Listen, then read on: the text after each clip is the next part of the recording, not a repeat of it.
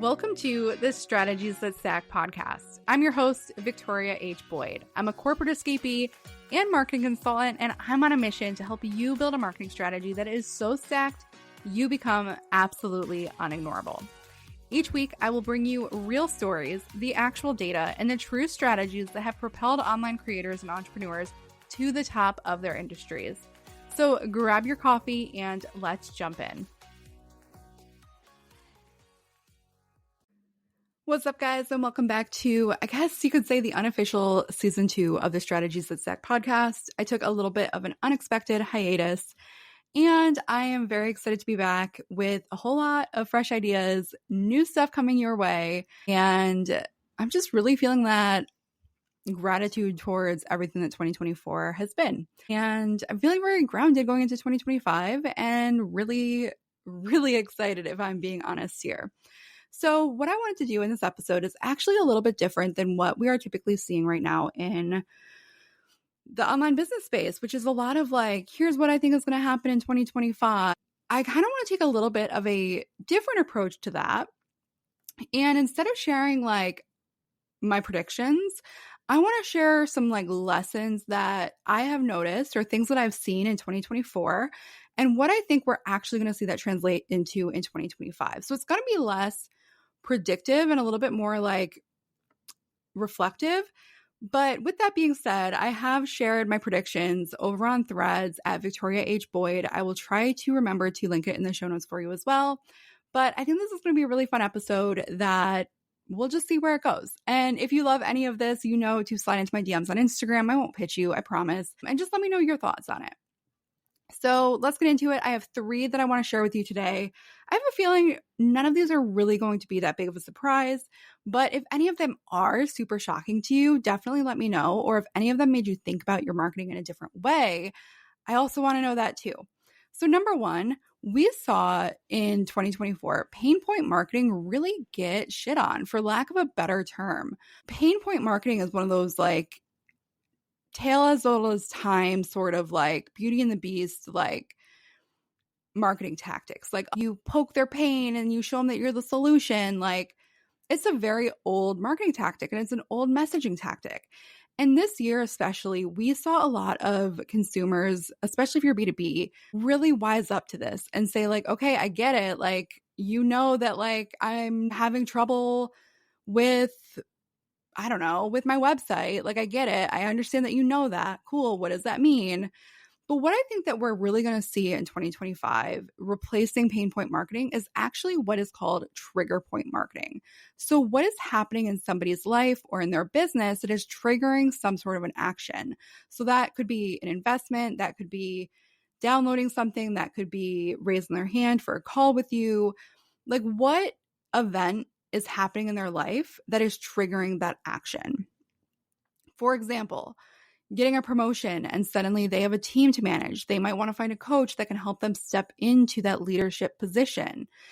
So that trigger event would be the promotion. On the flip side, it could be like losing their job and now they want to find a new job, or maybe they want to switch fields altogether. They're going to want to hire somebody to spruce up their resume and revamp their LinkedIn.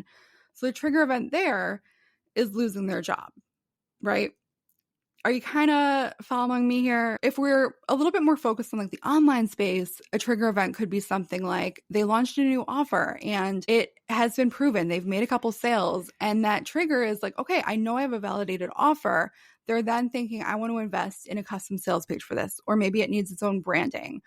So that new offer is then that trigger for whatever comes next. So like that new offer could be the trigger for needing a sales page written. It could be the trigger for needing to hire a VA to help assist those students, right?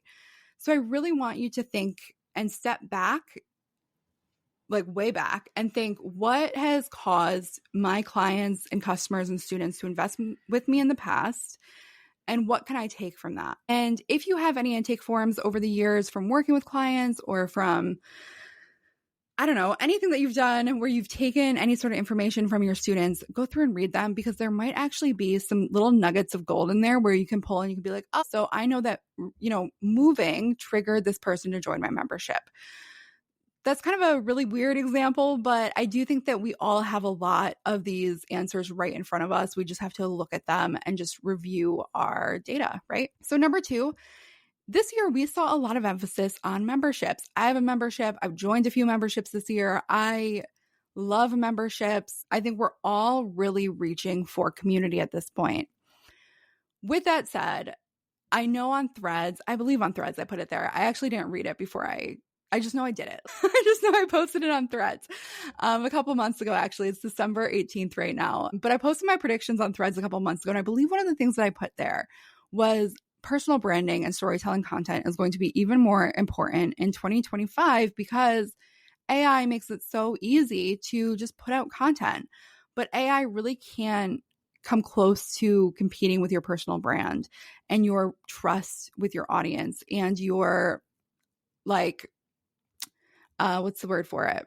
And your storytelling. Yes, you can give AI information and it can come up with something pretty good, but like your personal brand is really what's going to make you stand out. And I think with that, there's so much just general fatigue overall with the internet and with social media and with just being chronically online. Like we are all so connected all the time that we're seeing a shift towards community first marketing. So that could be as simple as in your local community or your local city, but that also could be giving your community some sort of a name, some sort of an identity. And actually, I took a survey just yesterday that asked a lot of questions about my community identity. And it wasn't like, do you identify in like a certain demographic way? It was like, do you identify as a member of my community? Do you identify or would you identify if I was to assign a name to my community? So think about like Taylor Swift fans, they call themselves Swifties. Fish fans call themselves fans, spelled with a PH. Goose, I don't know, I think goose, I don't know, goose chicks, whatever. People want to feel like they're a part of something bigger than themselves. And we're going to see this really continue on in 2025, I think. And this is one of those things that I think we see a lot of bigger brands have, like the Buffalo Bills, for example. The Bills Mafia is what they like rally behind.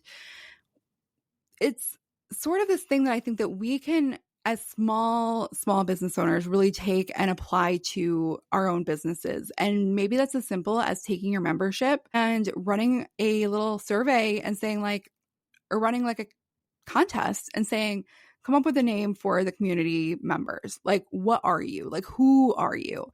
And it could be just a really fun way to like help your audience identify as one of your people being with you. It kind of brings me back actually to way back in like 2016, 2017, like the Rising Tide Society, which I believe was started by Honeybook. Don't quote me on that.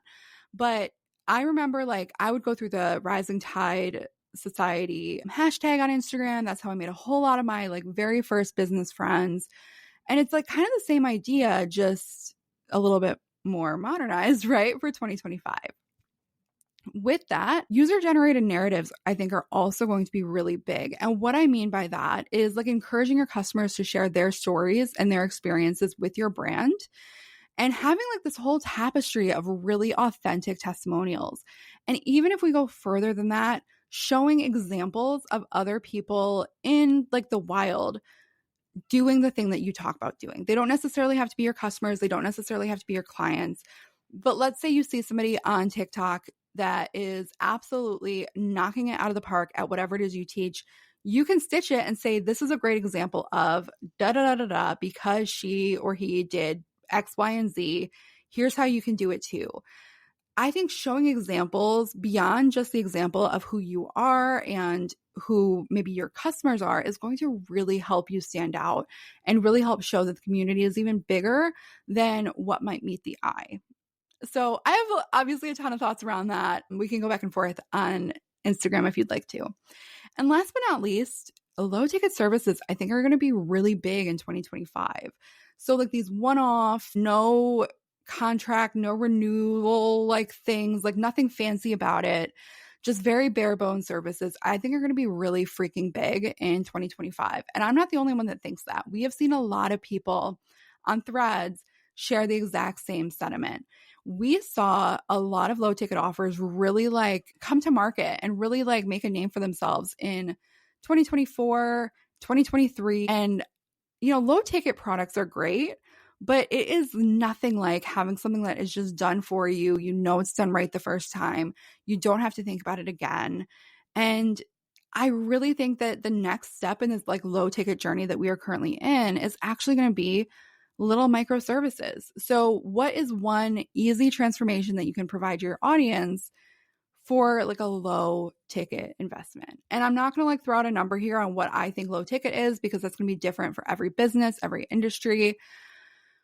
But it is going to be, something that is affordable and at somewhat of a no-brainer price. Think about like those $9 courses. I'm not saying your services have to be $9, but using that as an example of like, it's a transformation that is happening really rapidly. Yeah, I'd love to know if any of this really like made you nod your head, made you think differently. But, I want to share all of this with you because we're getting into the new year here. We only have like a couple weeks left of 2024. And then the ball is going to drop and it'll be 2025. And we will all be writing the wrong date on every piece of paper that we have to sign for the next 3 months. And it'll be a blast. But that is one of like my favorite universal human experiences. All right. Hopefully you love this. And thanks so much for being here. And I will see you in the next episode of the Strategies That Stack podcast.